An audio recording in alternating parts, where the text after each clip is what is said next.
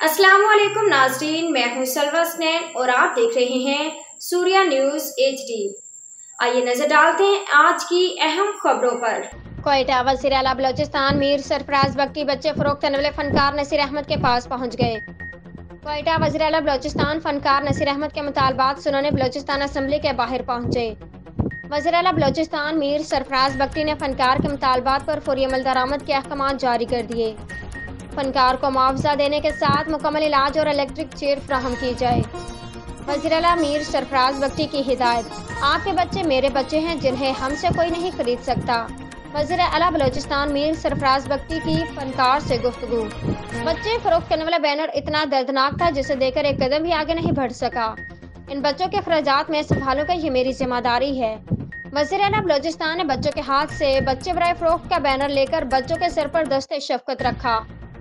नसीर अहमद को फौरी तौर पर एम्बुलेंस के जरिए CMH मुंतकिल कर दिया गया। नसीर अहमद को इब्तदाई तबी मुआयने के बाद कराची मुंतकिल किया जाएगा। फनकार नसीर अहमद और उसके बच्चों ने वज़ीर आला बलोचिस्तान।